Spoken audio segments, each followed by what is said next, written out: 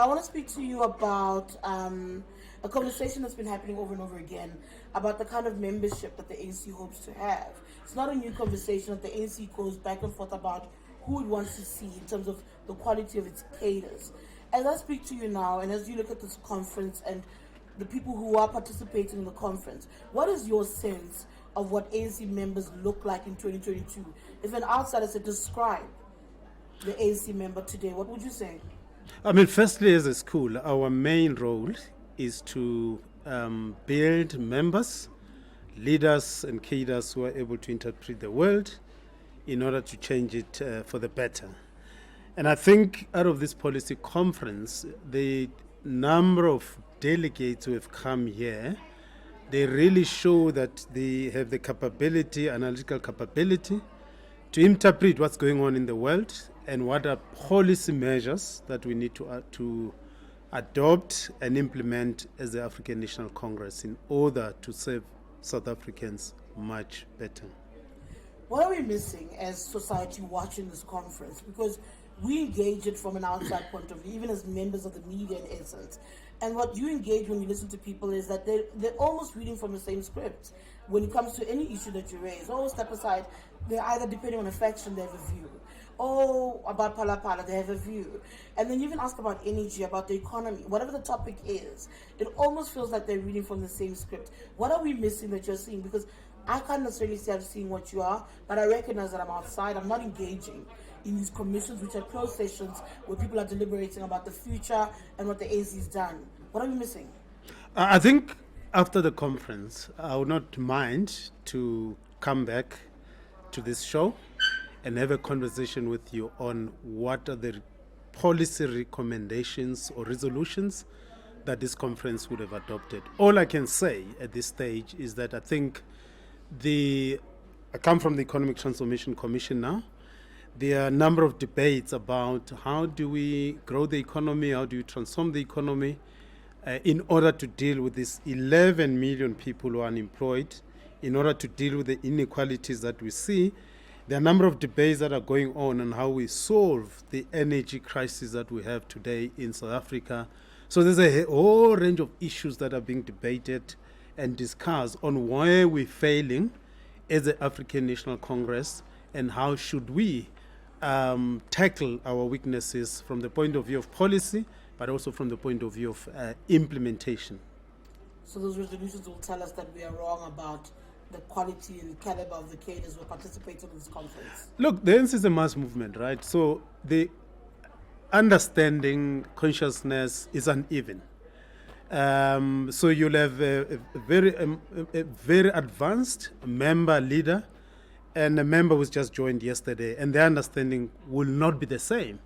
And sometimes we pick up one or two people who are still growing within our movement, because we're not getting people who are ready-made. We build them, we educate them.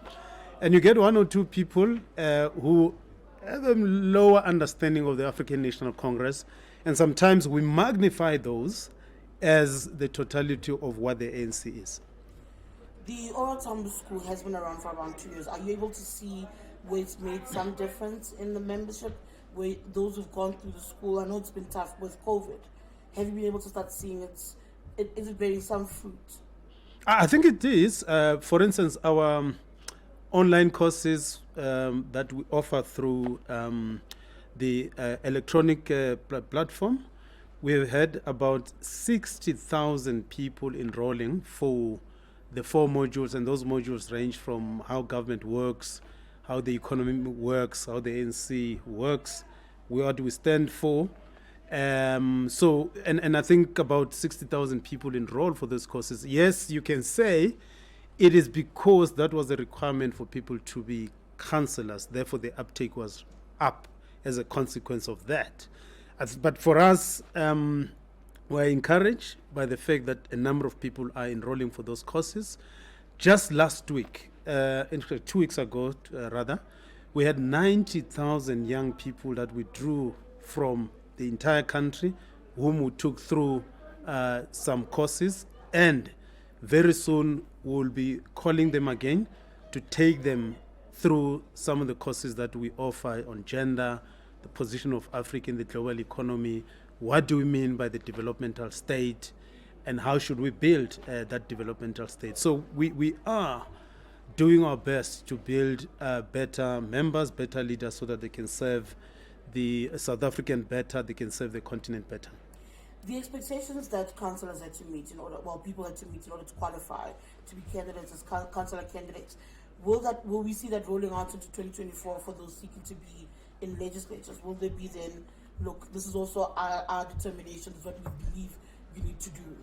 Yes, actually, this policy conference is discussing that in the context of the organizational renewal, that it's not enough for us to require local representatives in the local government to meet certain requirements, and at the provincial level, national level, we say nothing. So I think by the time we end this conference, some of the recommendations will be coming in that direction. And the issue of careerism, before I even speak about the issue of careerism, no, actually, let me go to the issue of careerism. There's always been an understanding that this has happened. You are the governing party. People infiltrate a particular organization in order to move in to ascend in society through politics. The proposals around vetting membership, what are your thoughts around that? And I ask that because obviously, when you enter into a contract, when you enter into a membership with an organization, it is a contract.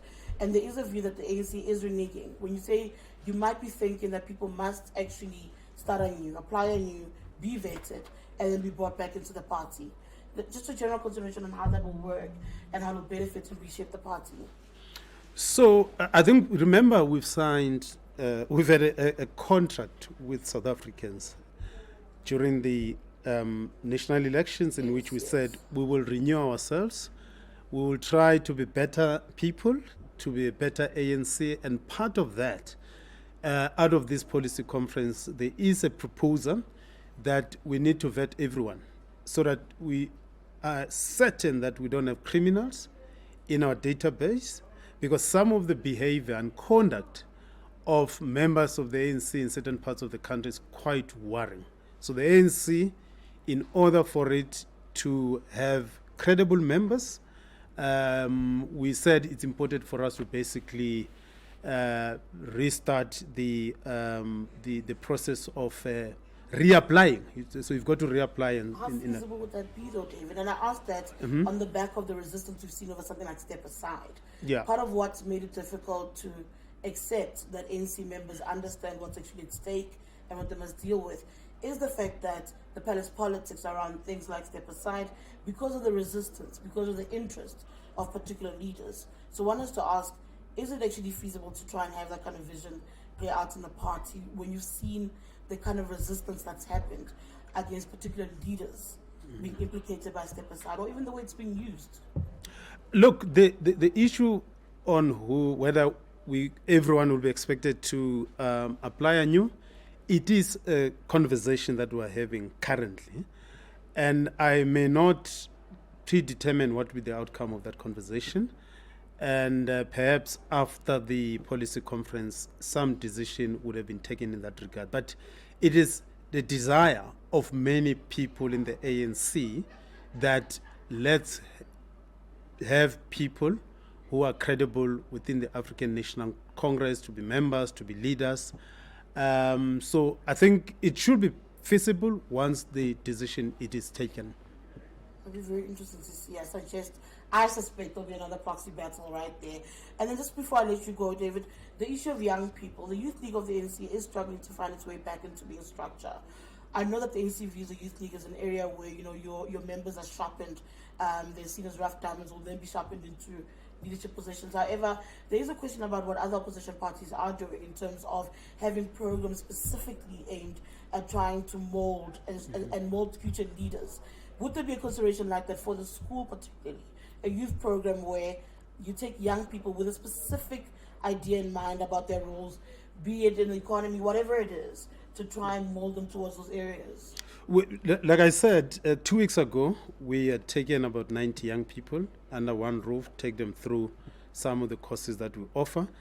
And it is our intention to focus more on young people in different sectors of society, young students, young workers, and the youth, professional youth, young people who are already engaged in certain professional activities. So our interest for the ANC to reproduce itself, to build itself for the future, we have no choice but to focus on young people.